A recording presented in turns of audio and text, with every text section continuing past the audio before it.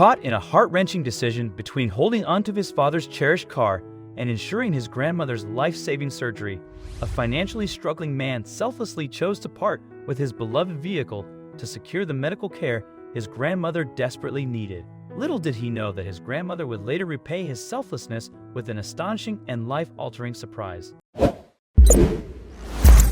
Life with grandchildren is an adventure for many grandparents. Each day is a cherished gift meant to be lived fully. Florence, age 75, and her 25-year-old grandson, Dylan, embraced this philosophy in their cozy home, valuing experiences over wealth.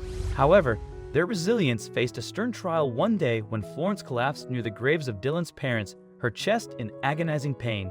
"Grandma, wake up!" Dylan cried. "What happened to you? Please don't leave me. You're all I have."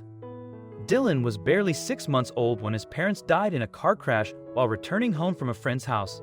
Florence vowed to her daughter that she would raise her grandson into a wonderful man and ultimately kept her promise. The poor grandma beat all the odds and worked hard as a janitor to raise Dylan, and when he promised to look after her, she quit her job and was proud she had indeed fulfilled her promise of raising a responsible man.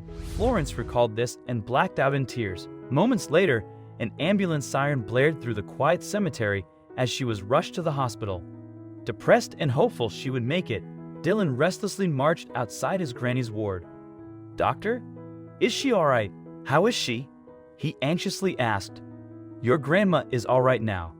It was a mild heart attack. Nothing to worry about," said the doctor. "But I have something to tell you. Please come to my office." Dylan's heart began to race as he followed the doctor. "Your grandma needs immediate minor heart surgery. The sooner you arrange for it, the better," said the doctor. "A heart surgery?" Dylan exclaimed. "All right, doctor. How much will it cost?" $30,000. Dylan's heart sank. He could not afford so much. He had just started his job as a car mechanic in a local garage and did not have much in his savings. "What will I do now?" he muttered under his breath, peeping through the see-through glass to look at his granny. All of a sudden, his agony faded and turned into a smile of relief as an idea struck. Dylan rushed out and drove to a friend who had long wanted to buy a second-hand car. "Are you kidding me? You want to sell your Mustang to me?" shrieked Eric, Dylan's friend. "Yes, I have an emergency, and only you can help me." Eventually, he sold the car for $30,000. Dylan was hurt because it was the only treasured memory he had of his late dad. But he realized that his granny's life was more important than his car. Florence's surgery was successful.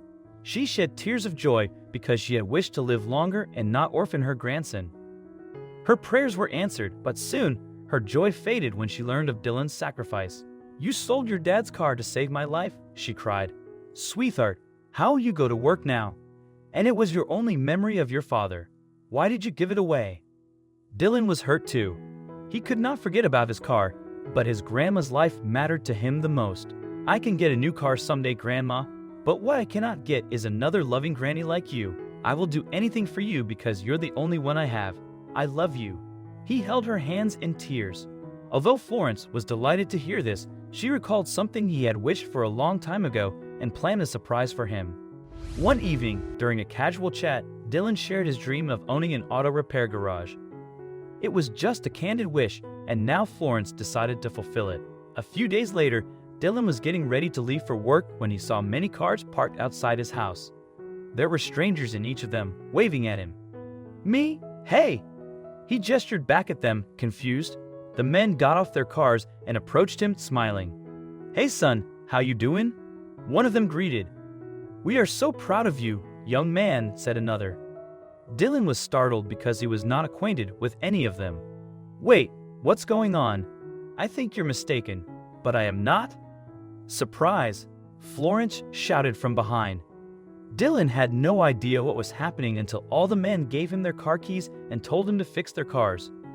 "Grandma, what's happening?" he asked her, only to be moved to tears after she told him. "They're my friends from the school I worked," she said. "Some are teachers, some janitors, and some former pupils, and they want to help you, son."